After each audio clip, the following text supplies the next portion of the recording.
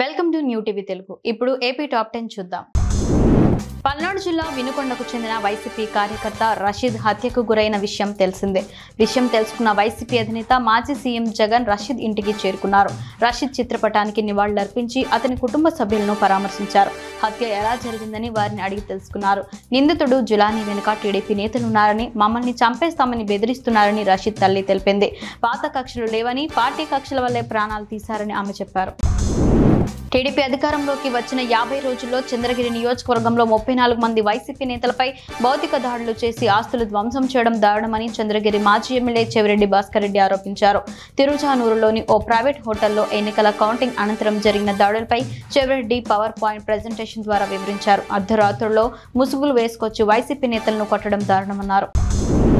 కొన్ని రోజులుగా కురుస్తున్న వర్షాల కారణంగా కొల్లూరు మండలంలోని లోతట్టు ప్రాంతాలైన లంక గ్రామాలలో బాపట్ల జిల్లా కలెక్టర్ జె వెంకటమురళి పర్యటించారు. ఈ సందర్భంగా లోతట్టు ప్రాంతాల్లో ఉన్న లంక గ్రామాల ప్రజలు వర్షాలకు అప్రమత్తంగా ఉండాలన్నారు.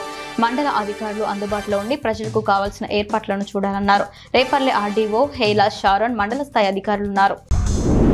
విజయవాడ బీజేపీ రాష్ట్ర కార్యాలయంలో వివిధ పార్టీల నేతలు, కార్యకర్తలు సుమారు 200 మంది పురంధేశ్వరి సమక్షంలో పార్టీలో చేరారు.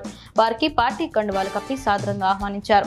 ఈ సందర్భంగా మాట్లాడిన ఆమె ప్రధాని మోదీపై ప్రజలకు ఉన్న నమ్మకంతోనే ఎన్డీఏకి 3వ విజయం ఇచ్చారన్నారు.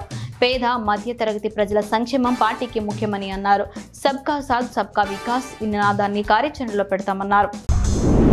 పల్నాడు జిల్లా వినుకొండకు చెందిన వైసీపీ కార్యకర్త రషీద్ కుటుంబాన్ని మాజీ సీఎం జగన్ పరామర్శించి మాట్లాడారు.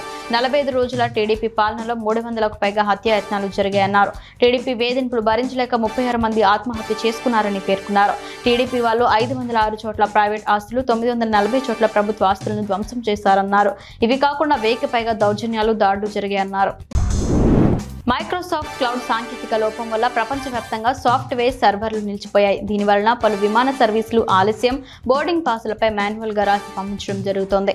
Gannavaram airport director AK Lakshmikanth Reddy మాట్లాడుతూ రోజుకు గన్నవరం నుండి 23 విమాన సర్వీసులు వివిధ ప్రదేశాలకు బయలుదేరి వెళ్లవలసి ఉన్నాయని అన్నారు.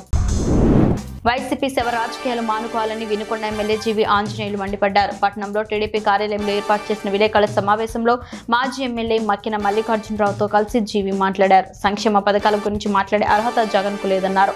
వైసీపీ అభివృద్ధి చేయకపోవడంతోనే చిత్తుగా వైసీపీని ప్రజలు ఓడించారన్నారు.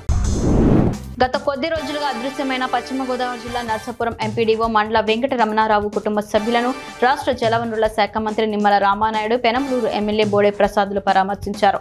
పెనంలూరు మండలం కానూరులో నివాసం ఉంటున్న ఎంపీడీఓ నివాసానికి వెళ్లారు. కుటుంబ సభ్యులతో మాట్లాడి అధైర్యపడవద్దని, ధైర్యంగా ఉండాలంటూ మంత్రి రామానాయుడు తెలిపారు. గత 2 రోజులుగా కురుస్తున్న వర్షానికి నర్సరావుపేట పట్టణంలోని ఆర్టీసీ బస్టాండ్ ఆవరణలో వర్షపు నీరు నిలిచింది. విషయం తెలుసుకున్న ఎమ్మెల్యే చదలవాడ అరవింద్ బాబు మున్సిపల్ కమిషనర్ ఆర్టీసీ బస్టాండ్ను పరిశీలించారు. ప్రయాణికులు ఎదుర్కొంటున్న సమస్యను వెంటనే పరిష్కరించాలని ఎమ్మెల్యే సంబంధిత అధికారులను ఆదేశించారు. గ్రామ పంచాయతీలలో నిర్వహిస్తున్న విధులు, నిధులకు సంబంధించిన రికార్డులు సిద్ధం చేయాలని సీనియర్ ఆడిటర్ రోజా కుమారి ఆదేశించారు. నర్సన్నపేట మండల ప్రజా పరిషత్ కార్యాలయ సమావేశ మందిరంలో పంచాయతీ కార్యదర్శులతో ఆమె సమీక్ష నిర్వహించారు. ఈ సందర్భంగా ఆమె మాట్లాడుతూ పారిశుద్ధ్య పనులు, త్రాగునీటి వనరులు తదితర అభివృద్ధి పనులపై దృష్టి సారించాలన్నారు.